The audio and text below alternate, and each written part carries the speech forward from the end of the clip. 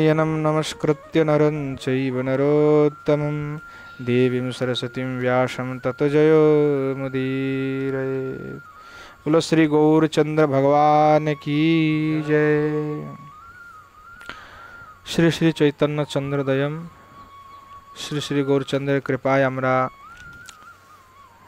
নিত্য প্রতি শ্রী শ্রী চৈতন্য চন্দ্রোদয় নাটিকাটি আস্বাদন করছি। গত দিবসে প্রথম অঙ্ক আমরা সম্পূর্ণ করেছি। আজকে দ্বিতীয় অঙ্ক আবার প্রারম্ভ হচ্ছে। ততঃ প্রবিশতি বিরাগः। দ্বিতীয় অঙ্কে অতঃপর বিরাগের প্রবেশ।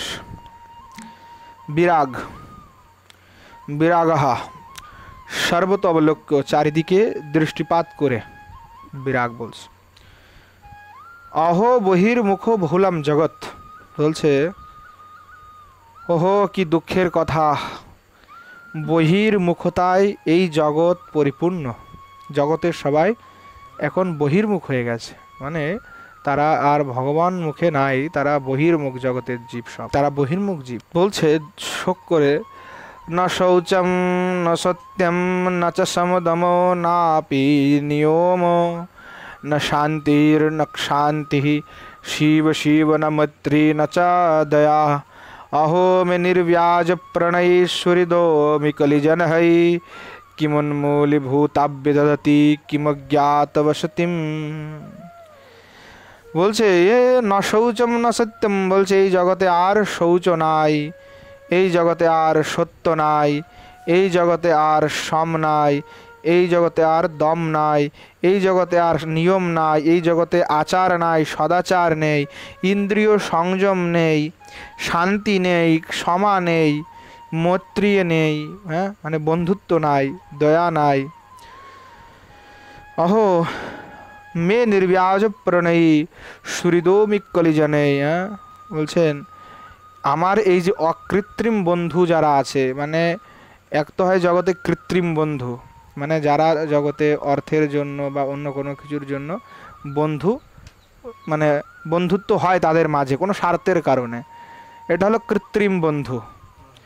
আর এই ক্ষমা দয়া এগুলি বিরাগের হচ্ছে অকৃত্রিম বন্ধু। বলছেন সেই যে আমার অকৃত্রিম প্রণয়ী বন্ধু সুহৃদ, সেই সুহৃদ বন্ধুগুলি কোথায় গেল? কিমুন্মূলী ভূতা বিদতি কিমজ্ঞাত বসতিম। বলছেন তারা কি এই কলিজনেই, তারা কি এই কলির দ্বারা, মানে কলি জনসমূহের দ্বারা কি তারা সমূলে উৎপাটিত হয়ে কোথাও অজ্ঞাতবাসে চলে গেছে? এটা বলছে। হন্ত কথাম অজ্ঞাতবাসস্তিসম সম্বনীয়। হ্যাঁ বলছেন হায় হায় কি বলবো, তাদের অজ্ঞাতবাস বা কিভাবে সম্ভব? কারণ তথা বিদস্থল বিরহাত, সে তারা যে অজ্ঞাতবাস করেও কোথাও থাকবে সেই রকম স্থল এখন কলিযুগে নাই। অর্থাৎ তাদের পালানোর কোথাও লোকানোর কোনো রাস্তাই তাদের আর কাছে আর নাই। কারণ তথা হি, কারণ ষষ্ঠে কর্মণি কেবলম কৃতধিও সূত্রৈকচিহ্নাদ্বিজা সংজ্ঞা মাত্র বিশেষিতা ভুজবুব বৈশ্যস্তুবোধ্যায়ব শূদ্রঃ পণ্ডিতমানিনো গুরুতয়া ধর্মোপদেশোৎসুকা বর্ণানাম গতিরিদ্রিগবকলিনা হাহন্ত সম্পাদিতা।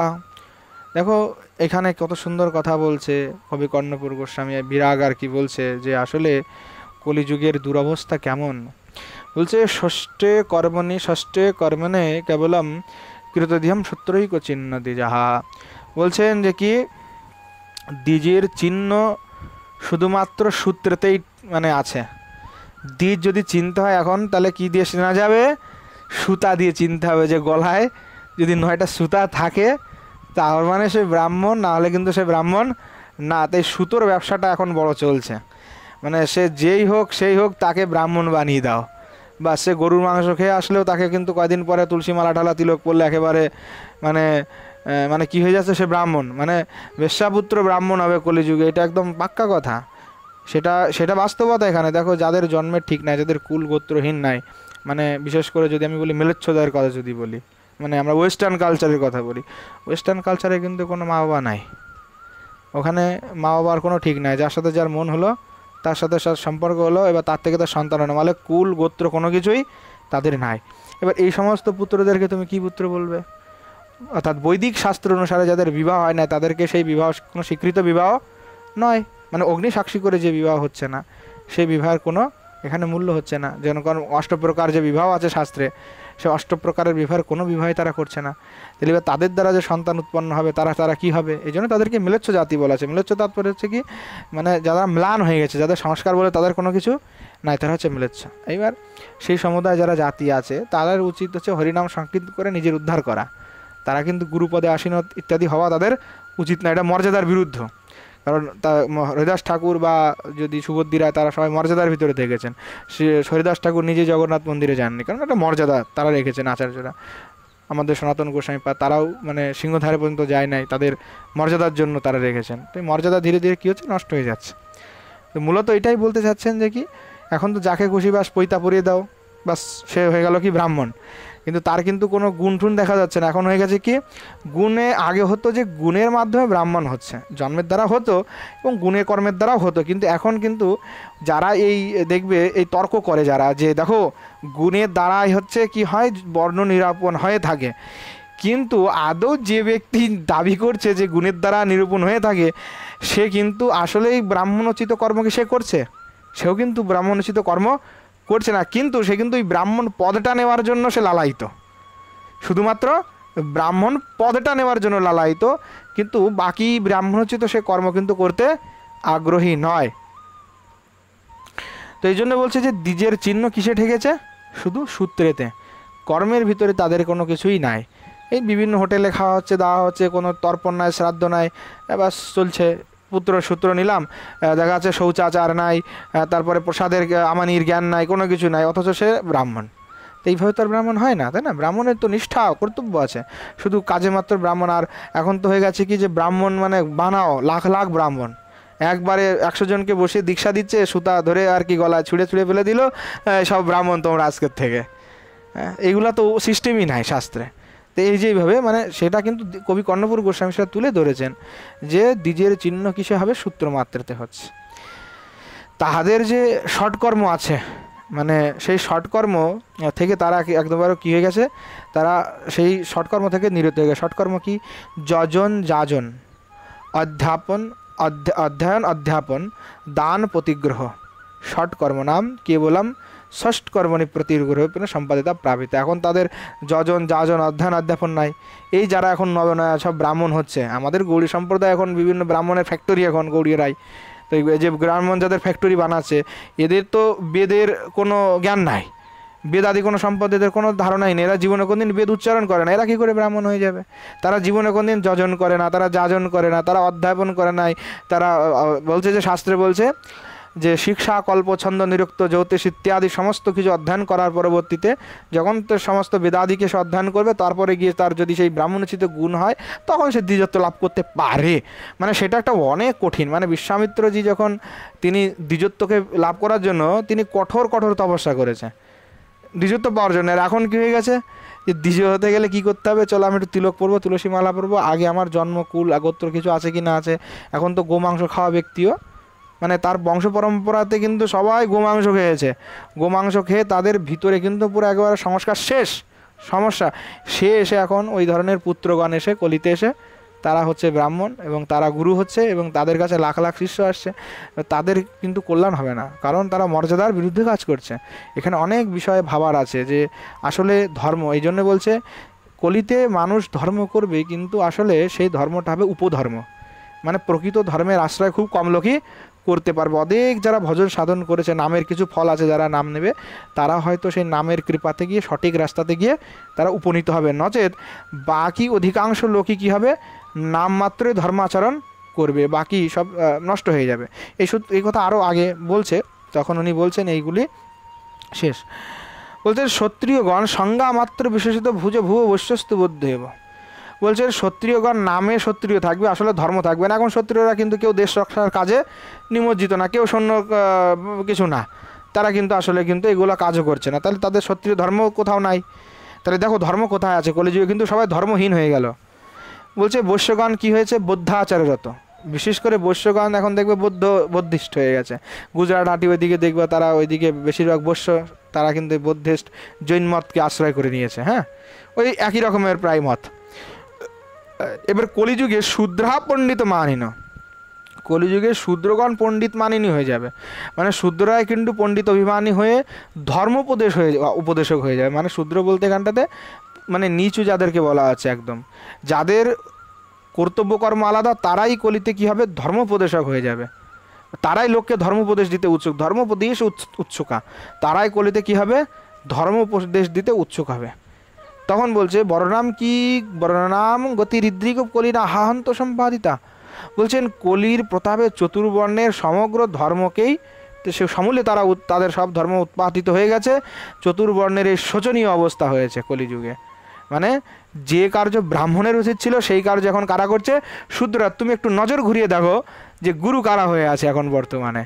যত নীচ জাতি, মানে যাদের কুল গোত্রহীন তারাই কিন্তু বর্তমানে সবার বেশিরভাগ গুরুপদে ধর্মোপদেশ হিসাবে। এখন চলছে যে ভাই ওবিসি হোক, যেই হোক, যে সবাই এখন ভাগবত কথাকার, মানে সবাই ভাগবত কথাকার, পরম ভাগবত। যেখানে পরম ভাগবত কাদেরকে বলা হচ্ছে, সে ভীষ্ম আদি ওনাদেরকে পরম ভাগবত বলা হচ্ছে, দ্বাদশ মহাভাগবত। আর আমাদের এখানে এখন পরম পরম ভাগবতের জন্ম হচ্ছে। তো এই যে কলিতে এরকম হবে সেটা আর কি ওনারা বলছেন। ইহ সংসারে আদ্যশ্রমযুক্ত ব্রহ্মচারিণা। এবার তারপর আরও কি বলছে, সুন্দর কথা আরও বলছেন বিবাহ যোগ্যত্বাদিহ কতিচিদ্দাদ্যশ্রমযুক্ত যুজো গৃহস্থা স্ত্রীপুত্র দরভরণ মাত্র ব্যাসনীনঃ আহ্বান প্রস্থাশ্রবণ পথমাত্র প্রণয়িনঃ পরিব্রাজাবেশ হি পরম উপহরন্তে পরিচয়ম। বলছেন যে কি, যে বিবাহ যোগ্যত্বাদ ইহ কতিচিৎ আদ্যশ্রমযুক্ত। বলছেন যে কি বিবাহের অযোগ্যতার জন্য কেউ আবার ব্রহ্মচর্য আশ্রমকেই ধারণ করেছেন, যে চলো বিবাহ করলে তো স্ত্রীকে পালন করতে হবে, ওই ধর্ম তো গ্রহণ করা যাবে না, সেই জন্য অনেকে ব্রহ্মচর্য আশ্রমকে ধারণ করে বসে আছে। হ্যাঁ, তো এটার জন্য একটা খারাপ প্রভাব হচ্ছে। যেমন মুসলিমদের দেখা যাচ্ছে যে তারা কিন্তু তারাদের ভিতরে এই সিস্টেমটা নাই, ব্রহ্মচর্যের জন্য তাদের বিবাহ করতে হয়, যাদের মৌলানা হবে সে বিবাহ করবে। তো তাদের এই জন্য জনসংখ্যা কিন্তু দেখো বেড়েই যাচ্ছে, মানে জনসংখ্যা তারা হিন্দুদের থেকে বাড়ছে। আর আমাদের সনাতন ধর্মে কী হচ্ছে, বেশিরভাগই সব ব্রহ্মচারী সন্ন্যাসী হয়ে যাচ্ছে ইত্যাদি ইত্যাদি কারণে জনসংখ্যার একটা যে মানে একটা কম বেশি, তা আমাদের ভিতরে গ্রোথটা কম হচ্ছে। এটা আমাদের জন্য খুব খারাপ, যে যদি জনসংখ্যা কম হতে থাকে তাহলে ধীরে ধীরে তাদের প্রাবল্য হবে, তাদের রাজত্ব হবে, তারা তখন আমাদেরকে ধর্ম করতে দিবে না, এটা স্বাভাবিক বিষয়। তো এই জন্য একটা যে বিশেষ করে পূর্বকালে দেখবে যে তারা বেশিরভাগই গৃহস্থ হয়ে তার পরবর্তীতে তারা বিরক্ত জীবন আশ্রয় করেছেন। বহুত কদাচিৎ এরকম দেখা গেছে যে যারা একমাত্র কেবল মানে ব্রহ্মচর্য থেকে ডাইরেক্ট সন্ন্যাসে গেছে, কিন্তু বেশিরভাগই বিবাহ করে তারা সন্তানাদি নিয়ে তার পরবর্তীতে মানে তাদের এই চতুর্বর্ণ আশ্রমটা ক্রম অনুসারে পালন তারা করে তার পরবর্তীতে সন্ন্যাসে গেছে। কারণ তাদের এই কাজটাও তাদের করতে হবে, কারণ এটাও তো তার একটা দায়িত্ব কর্তব্য, নাহলে তো সনাতন ধর্ম বিলুপ্তির পথে চলে যাবে। তো বলছেন যে গৃহস্থগণ কেবল কি করছেন, এবার গৃহস্থরা যে ভালো সবার কথা বলছে, যে গৃহস্থরা এখন যদি ব্রহ্মচারীকে একটু গালি দিল, তো মানে একটু কটু কথা বললো, গৃহস্থদের মনে হবে খুব ভালো বলছে, দেখেছো ব্রহ্মচারীদের বকেছে না, গৃহস্থদেরকে বলছে, বলে গৃহস্থা স্ত্রী পুত্র উদার ভরণ মাত্র ব্যসনে না। বলছেন গৃহস্থরা কি হয়ে যাবে, বলছে ওরা নিজের পুত্র পরিজন বউ ছেলে মেয়ে ঘর এইগুলা নিয়ে ওরা থাকবে, যে নিজের পুত্র স্ত্রী এদেরকে ভরণ পোষণটা এদের কাছে একমাত্র মুখ্য বিষয় হবে, আর তারা অন্য কোনো ধর্ম কাজ করবে না, মানে তারা এই কাজেই তারা রত থাকবে। অহো বানপ্রস্থ শ্রবণ পথ মাত্র প্রেরণা। বলছে কি বানপ্রস্থ আশ্রম শুধু এখন শুনতেই পাওয়া যায়, বানপ্রস্থের আচরণ কেউ এখন আর করে না, মানে এখন শুধু এটা নামে পর্যবসিত হয়েছে। দেখো সেই মহাপ্রভুর আমলের কথা কবি কর্ণপুর বলছেন। হ্যাঁ, কি সুন্দর কথা বলছেন যে বর্ণ আশ্রমের তৃতীয় বর্ণ আশ্রমটা তো একেবারেই উঠে গেছে, ওটার তো কোনো প্রসঙ্গই নাই, এখন শুধু নামেই বানপ্রস্থটা থেকে গেছে, আর কিছুই নাই। পরিব্রাজা বেশেই পরম উপহারান্তে পরিচয়ম। বলছেন সন্ন্যাসের আশ্রম পরমহংসের আশ্রমটা শুধু কেবল কিসে থেকে গেছে, বলছে বেশে শুধু থেকে গেছে, বেশে, মানে সন্ন্যাসটা শুধু এখন কেবল বেশেই থেকে গেছে, আসলে মুখ্যরূপে তা কিছুই পালন হচ্ছে না। আসলে কিন্তু সত্যি কথা, যেমন সন্ন্যাসীদের নিয়ম আছে, তারা কিন্তু ওই আগুন জ্বালাতে পারবে না নিজের। এখন কতজন সন্ন্যাসী আছে যারা আগুন জ্বালাচ্ছে না, মানে নিজে কিন্তু স্বপাক রান্না করতে পারবে না সে। তাহলে এখন সন্ন্যাসীরা কয়জন আছে যারা এই নিয়ম পালন করছে?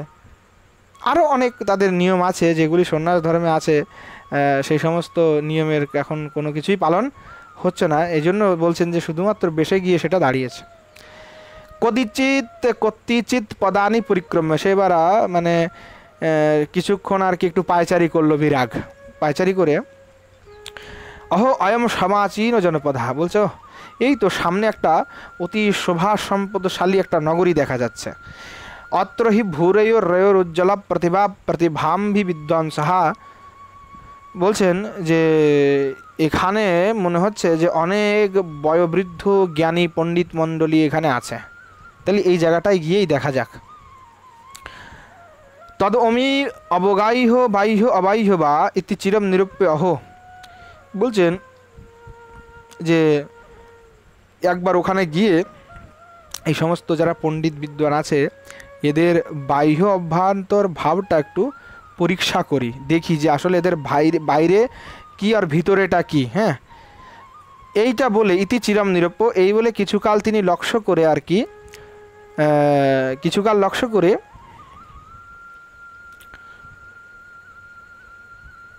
অহো অহো বলে আর কি একটি শ্লোক বলছেন। अभ्यासद्यो उपाधिजत्यनुमिति व्याप्त्यादि शब्दावलेर जन्मारभ्य सुदूर दूर भगवद वार्ता प्रसंगावमी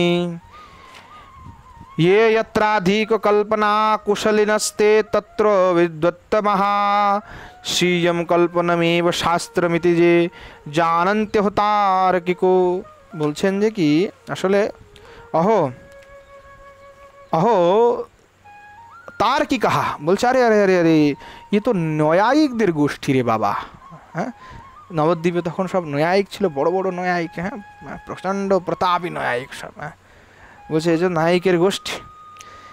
বলছে কি জন্মারভ্য, জন্ম থেকে শুধু এরা কি করেছে, বলছে অভ্যাসদ্যোপাধি জাত্যানুমিতি ব্যক্ত্যাদি শব্দ কালা, বলছে জন্ম থেকে কেবল এরা জাতি অনুমিতি উপাধি, হ্যাঁ এই সমস্ত উপমিতি অনুমান এইগুলা নিয়ে এদের চর্চা হয়েছে। এই শব্দগুলো অভ্যাসদ্য, এই শব্দগুলো নিয়েই তারা অভ্যাস করেছে শুধু।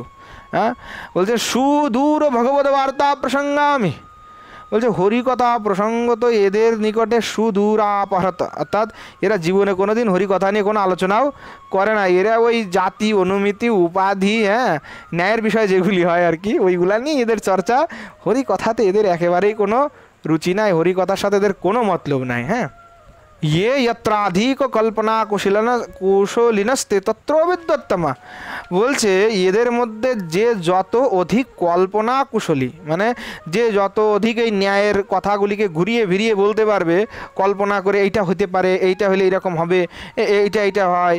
হ্যাঁ, ওই যত্র বহ্নি তত্র ধূমা, না না না যত্র ধূমা তত্র বহ্নি, না না যত্র নাস্তি বহ্নি তত্র যত্র নাস্তি ধূমা তত্র না তত্র না বহ্নি, এরকম মানে তর্ক আদি করবে। যত কল্পনা করতে পারে ততই সে বেশি বিদ্বান বলে তারা মানে কথিত হয় যে ওই বড় বিদ্বান, ওই বড় বিদ্বান।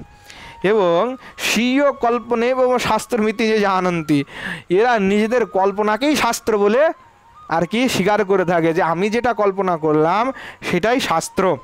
আসলে জগতে কিন্তু এরকমই অবস্থা, বেশিরভাগ জগতের লোক এখন ধর্ম করে তারা কিন্তু আচার্যদের শাস্ত্র আদিকে ফলো করে না, তারা নিজেদের ইচ্ছা মতো আর কি অনুরূপ ধর্ম করতে থাকে। মানে ধরো একটা লোক ধর্ম করবে, ধর্ম আচরণ করছে, তার গুরুদেব বলছে যে তুমি একাদশীতে রুটি খাও, সে ওইটাই ফলো করবে। যদি কেউ শাস্ত্র থেকে বলে দেখো এটা ভুল, তাহলে কিন্তু সেইটা মানতে রাজি না, মানে সে নিজের হিসাবে ধর্ম। আবার দেখো তুমি যদি কাউকে বলে এই ঠাকুরজিকে না এইভাবে এই স্কার্ট ড্রেস পরাতে নাই, হ্যাঁ তো ও বলবে না না আমার এটা ভালো লাগে আমি এটা করবো। মানে রিলস ভক্তি, এখন তো রিলসে আসবে ইউটিউবে এসে ঠাকুরকে ভোগ লাগাচ্ছে, কিছু দিচ্ছে, মুখের ভিতরে চামচ গুঁজে দিচ্ছে ভগবানকে নিয়ে সমুদ্রে গিয়ে আর কি মাটিতে রেখে দিচ্ছে, নিজেরা ওই জলে স্নান করতেছে, ওই চরণের জল গিয়ে ঠাকুরের গায়ে লাগছে। তো মানে এইগুলো আছে ভক্তি এখন হয়ে গেছে, এগুলো আছে কি নিজেদের ইচ্ছা অনুসার উৎপাদ ভক্তি। এগুলিকে বলা উৎপাত ভক্তি। এখন উৎপাত ভক্তির সংখ্যাটা কলিযুগে অনেক বেশি।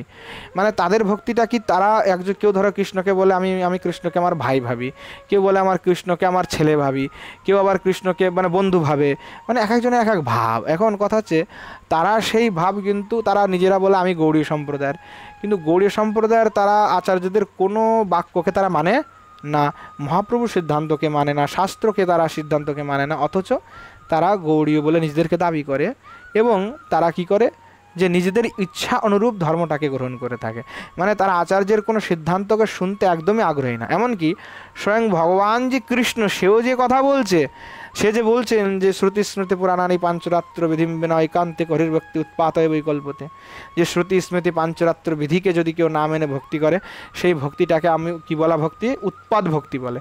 তথাপি সেই সমুদায় ব্যক্তি তারা কিন্তু ওই মানে ধর্মশাস্ত্রকে মেনে ভক্তি করতে তারা আগ্রহী একদমই নয়। তাদের কাছে শাস্ত্র মানে নিজের কল্পনাটা, নিজের ইচ্ছাটাই হচ্ছে ধর্ম। তো এই সমস্ত যারা এই মানে মনোপুরাণের যারা ভক্ত, মানে নিজেদের যে মনে যা আসলো সেটাইতে তারা প্রমাণ বলে গ্রহণ করে এবং সেই অনুরূপ তারা কার্য করে, এই সমুদায় লোকের যে ভক্তি সেটা হচ্ছে হস্তি স্নানের মতো।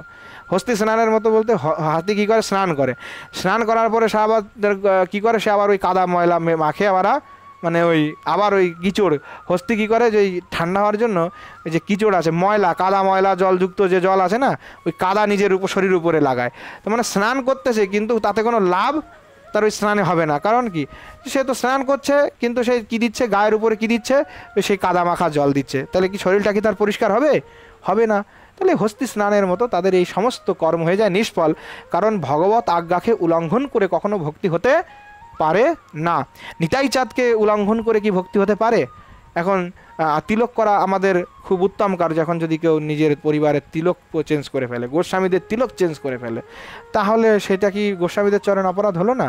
মহাপরাধ হয়ে গেল। তো যে আমি গোস্বামীরা যে তিলক করতে নিত্যানন্দ প্রভু, এদিকে আমি নিত্যানন্দ প্রভুর চরণে প্রার্থনা করছি, আবার নিত্যানন্দ প্রভুর পরম্পরাকে আমি সহজিয়া বললাম, নিত্যানন্দ প্রভুর পরম্পরাকে অপমান করলাম, তাহলে কি আমার নিতাই চাঁদ করুণা করবে?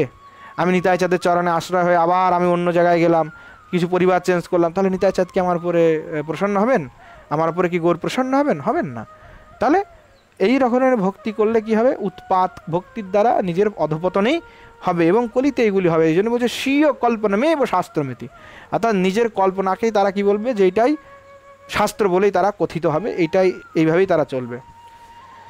বলছে তদ অলম এভিষহ বার্তায়া, বলছেন এই সমস্ত ব্যক্তিদের সাথে বার্তালাপ করার কোনো প্রয়োজন নাই। মানে যারা এই সমস্ত ব্যক্তি আছে, বিশেষ করে মানে যারা নিজেদের কল্পনাটাকেই শাস্ত্র বলে মানে, যে আমার কল্পনা, আমি যেটা ভাবতেছি সেটাই হচ্ছে শাস্ত্র, তো এই সমস্ত লোকের সাথে কথা বলে কখনোই লাভ করতে পারবে না তুমি। মানে এই জন্য ইনি বলছেন যে এই সমস্ত লোকের সাথে কথা বলে আমার প্রয়োজনই নেই, কারণ এরা কখনো এগুলা বুঝবে না, কারণ এরা হচ্ছে হট, মানে জেদি টাইপের লোক বলে না, হট প্রকৃতির লোক। মানে একবার যেটা তারা মেনে নিয়েছে সেটাই তারা মানবে, তারা কখনো শাস্ত্র আদি বা তুমি ওকে শত প্রমাণ দাও, স্বয়ং ভগবান যদি ওদের সামনে এসে বলে যে এইটা ভুল করছিস, তাও ওরা মানতে রাজি নয়।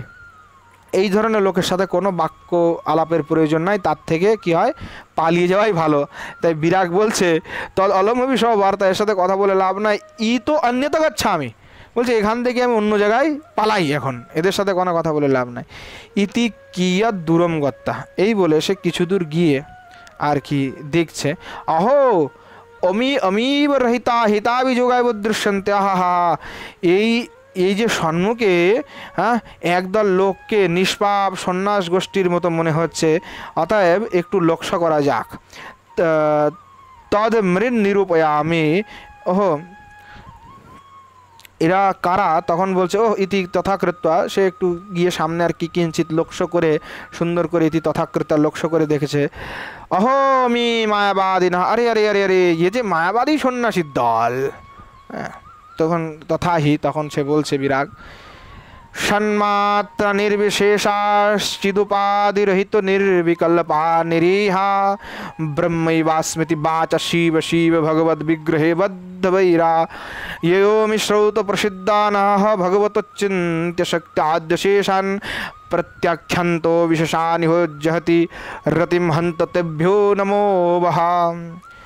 বলছেন যে সন্মাত্রা নির্বিশেষাশ্চিদুপাধিরহিত নির্বিকল্পা নিরীহ, এই যাদেরকে আমি দেখছি এরা কি করে, নিজেদেরকে এরা অদ্বয় অখণ্ড শুদ্ধ চিৎ স্বরূপ ও উপাধি নির্বিশেষ ব্রহ্ম বলে নিজেদেরকে এরা পরিচয় দিয়ে থাকে। হায় হায়, শ্রী ভগবদ বিগ্রহে বদ্ধবরী এরা নিজেদেরকে কি বলে, ব্রহ্মৈবা স্মৃতি, আমি ব্রহ্ম, এই জগতে কে ব্রহ্ম, আমি ব্রহ্ম, সর্বম জগৎ ব্রহ্মবয়ম, তা আমিও ব্রহ্ম, অহম ব্রহ্মাস্মি বলে তারা বলতে থাকে। আরে কি দুঃখের বিষয়, এরা ভগবদ বিগ্রহে বদ্ধবৈরী ভাবাপন্ন, এরা হচ্ছে ভগবদ বিগ্রহের প্রতি এদের কোনো মানে প্রেম নাই, এরা ভগবাদের বিগ্রহের আর বিরোধী, এরা নির্বিশেষবাদী। হ্যাঁ, কি দুঃখের কথা, যে আমি স্রোত প্রসিদ্ধানহনহ ভগবত চিন্ত শক্তি অধ্যশেষান, অর্থাৎ শ্রী ভগবানের শ্রুতি প্রসিদ্ধ যে অচিন্ত শক্তি, সেই অশেষ অচিন্ত শক্তিকে তারা মানে না, তারা সেটাকে স্বীকার করে না। প্রত্যক্ষস্থ বিশেষানি জহতি রতিম হন্তভ্যু নমঃ, অর্থাৎ রূপ গুণ লীলা সমন্বিত যে ভগবানের যে শ্রী বিগ্রহ, সেই বিগ্রহে ইয়াদের কিছু মাত্র কোনো অনুরাগ নাই। তা হায় হায়, এই বঞ্চনা, এই বঞ্চিত জনদেরকে আমি দূর থেকে নমস্কার করি। এইটা বলে ইতি তান তান পাস্য পুনরন্যতো গত্বা পরিতঃ প্রিলক্ষ্য, অর্থাৎ তিনি কি করলেন, এদেরকে পরিত্যাগ করে তখন তিনি অন্যদিকে আর কি গমন করে চারিদিকে আর কি দেখছে যে আরও কাউকে আমি দেখতে পাই কিনা। অহো অমি ইয়দ অন্যান্য বিবদ্যন্তে, তখন বলছে এই যে আমার সামনে যারা এই ঝগড়া করছে, পরস্পর আর কি বিবাদ করছে, তদস্য তত্ত্বম অবগন্তব্যম, তাদের চিত্তের ভাবটা একটু জানা দরকার। ইতি নিভাল্য, এবার তিনি নিরীক্ষণ করে দেখলেন। অহো কপিল কনাদ পতঞ্জলি জৈমিনী মত কোবিদা এতে অন্যান্যম বিবদন্তে। আরে বাপ রে বাপ, এ তো কপিল কনাদ পতঞ্জলি জৈমিনী প্রভৃতির যে মতে অভিজ্ঞ যে সমস্ত পণ্ডিত, এরাই তো পরস্পর আর কি এখানে ঝগড়া করছে, বিবাদ করছে আর কি। ভগবত তত্ত্বম কেউ না জানন্তি, এরা কেউ ভগবানের তত্ত্ব সম্বন্ধে জানে না। তো এই জন্য এই যজ্ঞ আদি কর্মকাণ্ড করার কোনো প্রয়োজন আমাদের নাই। এই যে আজকে নৃসিংহ চতুর্দশী, আজকে গৌড়ীয়রা ঝাঁকে ঝাঁকে সবাই যজ্ঞ করার জন্য উন্মত্ত হয়ে গেছে। মহাপ্রভু কি যজ্ঞ করার জন্য এসেছিলেন? মহাপ্রভু কি যজ্ঞ করেছেন? মহাপ্রভু কি নিজে সনাতন গোস্বামী, রূপ গোস্বামী, তারা কি যজ্ঞর বিধান দিয়েছেন? এই যে যারা ব্রাহ্মণ সেজে বসে আছে অনধিকারী, তারা যজ্ঞ করছে নৃসিংহদেবের। তাতে এই সমস্ত গৌড়ীয়দের সিদ্ধান্ত নয়, গৌড়ীয়দের উপাস্য এটা নয়, গৌড়ীয়দের এই জিনিস নয়। মহাপ্রভু হরিনাম দিতে এসেছিলেন, এই হরিনামটাই মুখ্য বিষয়। এইসব যজ্ঞ আদি এসব আমাদের শাস্ত্রীয় সিদ্ধান্ত নয়, গৌড়ীয়দের এই সিদ্ধান্ত না যে তারা এই যারা বিরক্ত হয়ে যাবেন তারা যজ্ঞ করবেন। হ্যাঁ, বিবাহ আদি যখন হবে সেই ক্ষেত্রে কেবলমাত্র যজ্ঞ করণীয়, এতদ ব্যতিরিক্ত যজ্ঞ আদি হবন ইত্যাদি আমাদের করার কোনো প্রয়োজন হয়। নাম সংকীর্তন রূপী যজ্ঞের কথা আমাদেরকে মহাপ্রভু বারবার উদ্ঘোষিত করেছেন। এই কারণ এই যারা যজ্ঞ আদি করছে এরা কেউ বেদের শাখাকে জানে না, কেউ বেদ অধ্যয়ন করে না। এই সমস্ত যারা যজ্ঞ করছে এদের দ্বারা কোনো যজ্ঞ হবে? বেদাদির কোনো সম্যক অধ্যয়ন নাই, মন্ত্রের কোনো তারা বিনিয়োগ আদি জানে না, ন্যাস জানে না, তারা কি করে যজ্ঞ করবে? তাদের দ্বারা এই সমস্ত ছেলে খেলা, এটা লোক দেখানো যজ্ঞ, এগুলা করে কোনো লাভ নাই। এগুলো আসলে কোনো বিনরর্থক, এগুলো ভগবানের ভক্তির জন্য নয়, এগুলো লোক দেখানো। কারণ ভগবানের ভক্তির জন্য হরিনাম সংকীর্তন, গৌরচন্দ্র ভগবান তিনি এই মুরারিকে কেন বকা দিলেন? যে যোগ আদি করে বলে। অর্থাৎ অন্যান্য যে মতকে যারা মানে বা চলে থাকে, ওই সমস্ত মতকে মহাপ্রভু একদম নিষেধ করেছেন। বায়ুপুরাণে যখন মহাপ্রভুর আবির্ভাব তত্ত্ব সম্বন্ধে মানে আর কি প্রমাণ দেওয়া হয়েছে, সেইখানটাতে 9টি কারণ দেখানো হয়েছে যে মহাপ্রভু কেন অবতীর্ণ হয়েছেন, এবং সেইখানে সমস্ত যে মানে কর্ম যজ্ঞ আদি সেগুলিকে ওখানে খণ্ডন করা হয়েছে যে এই সমস্ত কলিযুগে একেবারেই করা যাবে না। তার কারণ হচ্ছে কলিযুগে এই কুল নাই, গোত্র নাই, তারা সেই শাখার থেকে তারা বেদাদি অধ্যয়ন করে নাই, তাহলে সে যজ্ঞ কীভাবে করবে? সে তো বেদ অধ্যয়নই জানে, মন্ত্রই ঠিক করতে পারে না। তুমি ভাবো যে যখন ইন্দ্রকে মারার জন্য যজ্ঞ করা হয়েছিল, ত্বষ্টা যখন যজ্ঞ করেছিল, সেই যজ্ঞে শুধুমাত্র স্বরের একটু উঁচু নিচে হয়ে যাওয়াতে কি অর্থ হয়ে গেল? যে ইন্দ্র বৃত্রাসুরকে মেরে ফেলবে, মানে বৃত্রাসুর ইন্দ্রকে মারবে, এইটা নয় কি হলো যে মেরে ফেলবে। যেমন দেখা যাচ্ছে যে মানে বৃত্রাসুরকেই ইন্দ্র মেরে ফেললো, তখন উল্টা হয়ে গেল। এবং সুত শব্দের অর্থ হচ্ছে পুত্র। এবার যদি তুমি এখানে দীর্ঘকাল লাগাও সুতা, তাহলে কিন্তু ওই শব্দের অর্থ হয়ে যাবে কন্যা। এখন এরকম ভাগবতে প্রসিদ্ধ আছে যে মন্ত্র পাল্টে দিলে একটুখানি স্বর, তাতেই কি হয়ে গেল? কন্যা হয়ে গেল পুত্রের জায়গায়। তো এখানে খুব একটা বিশেষ জিনিস যে বেদাদির যদি সম্যক্ত অধ্যয়ন না থাকে, সেই সমস্ত কিছু এখন নাই, এই জন্য ওই সমস্ত কারণে যজ্ঞাদিকে নিষিদ্ধ করা হয়েছে। এগুলা করার কোনো প্রয়োজন না, বা করলে সেগুলি করে আমাদের শাস্ত্রীয় সম্প্রদায়, আমাদের গৌড়ী সম্প্রদায়ের জন্য এগুলি নয়। মহাপ্রভু এই জিনিস দিতে আসে না, এগুলি বৃথা লোক দেখানো, আর কিছুই না। কারণ এইখানে জৈমিনী মত আদি যে মীমাংসা শাস্ত্র আদি, যে যজ্ঞ আদি করার জন্যই তো মীমাংসা, সেই মীমাংসা শাস্ত্রকে এখানে একেবারে ধ্বস্ত করে দেওয়া হয়েছে। মানে মীমাংসা শাস্ত্র আদি যারা করে তাদের ভক্তির কোনো লেশ মাত্র নাই। আর ভক্ত হয়ে যারা এই সমস্ত কার্যে লেগে থাকে, এরা আর কি আসলে প্রকৃত ভক্ত নয়। ইতি পুনঃ কদিচিৎ পদানি গত্ত, অর্থাৎ বলছেন এরা কেউ ভগবত তত্ত্ব জানে না, তাই তদ ইতো অপি গন্তব্যম, তাই এদের থেকেও ছেড়ে যাওয়া এখন আমাদের উচিত, এর থেকেও চলে যাওয়া উচিত। এই বলে উনি কী করলেন, এদের থেকেও দূরে চলে গেলেন। পুনরায় ইতি পুনঃ কদিচিৎ পদানি, কিছু দূর গিয়ে আবার গত্ত অহো দক্ষিণস্যাৎ দিশি পতিতোস্মি, আরে বাপ রে বাপ, এইবার তো আমি যমের দক্ষিণ দুয়ারে এসে উপস্থিত হলাম রে বাবা, এরকম করে বলছে। যদমি আরহত সৌগত কাপালিকা প্রচণ্ড হি পাষণ্ডা, আরে বাপরে, এখানে তো প্রচণ্ড পাষণ্ড আরহত সৌগত কাপালিকদের দৌরাত্ম চলতেছে।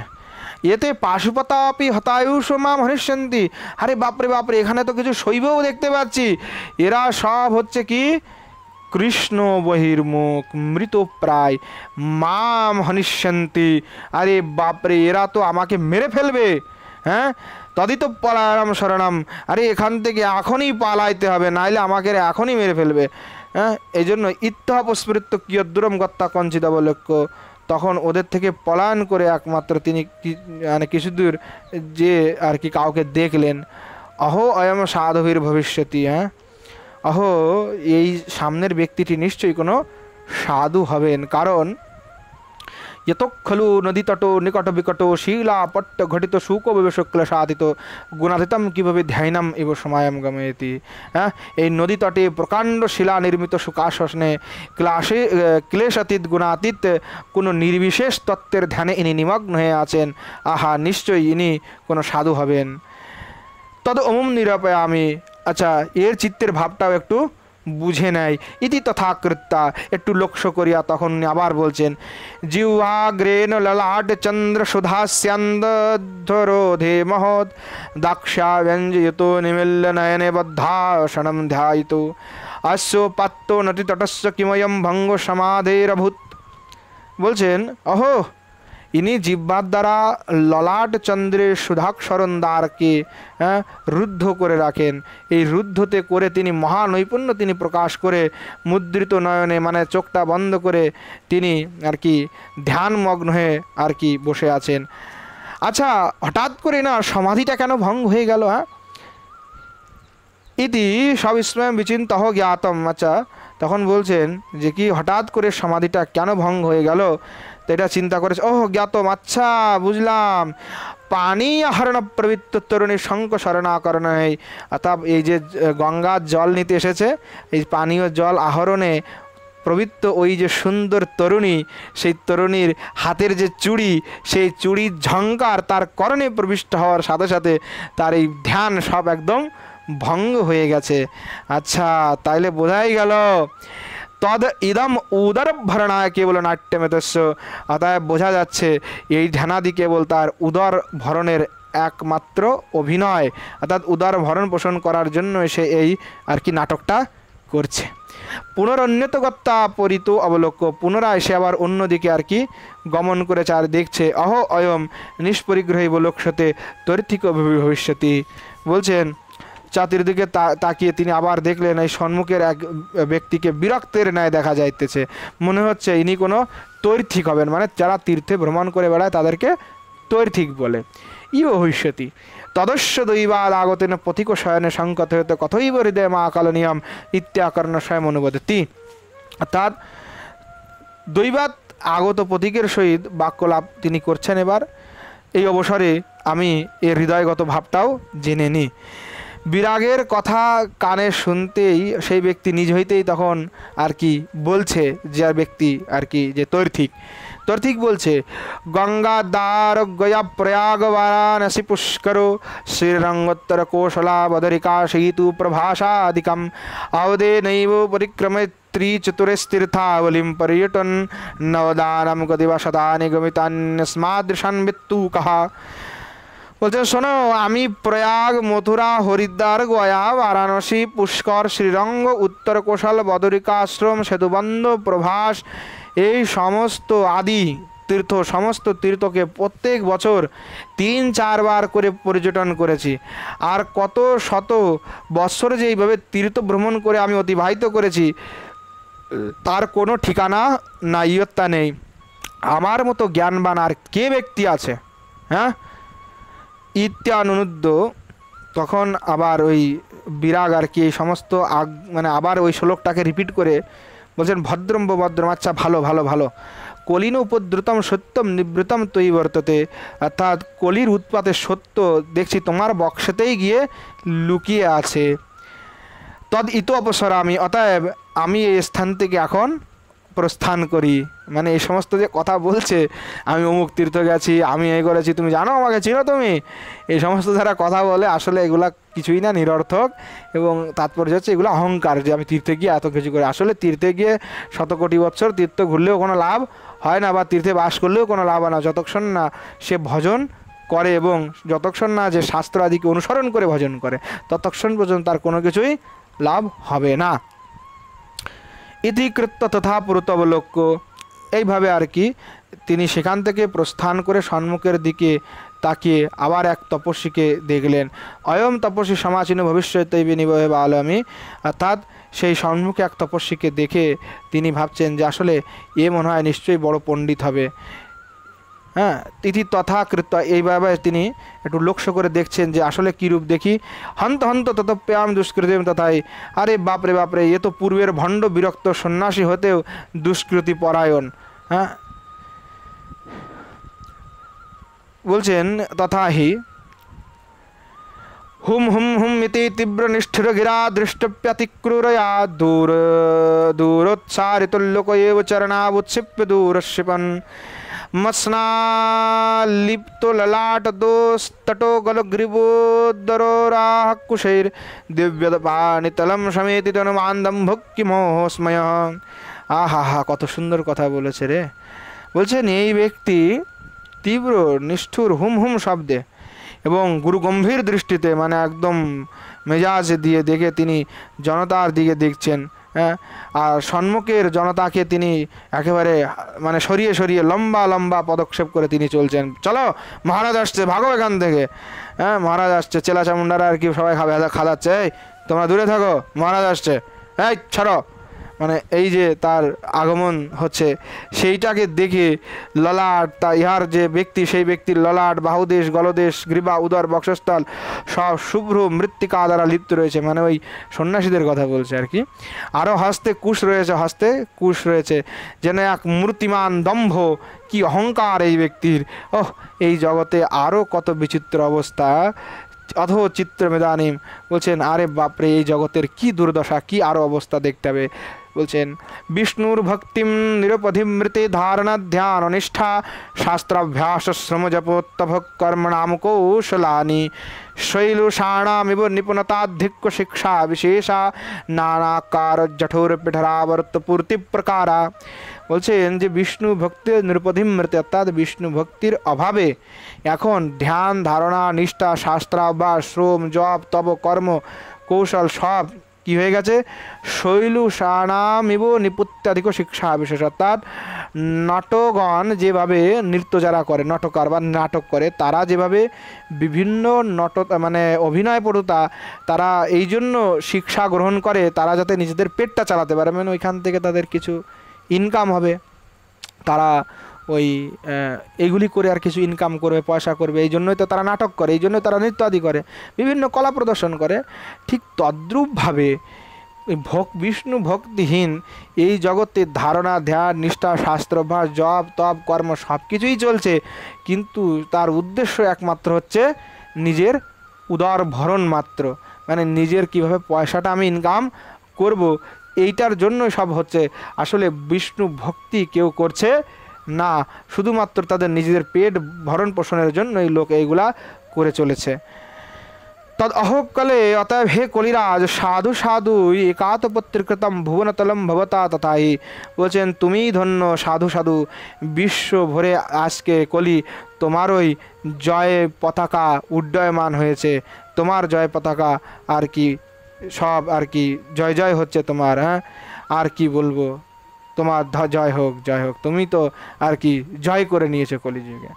এইভাবে আর কি বলছে। তো আগে আমরা কাল থেকে আবার আমরা আস্বাদন করবো। আজ এখানেই বিশ্রাম দিচ্ছি। প্রেম সে বলো জয় জয় শ্রী রাধে শ্যাম, নিতাই গৌর সীতানাথ প্রেমানন্দে হরি হরি বল।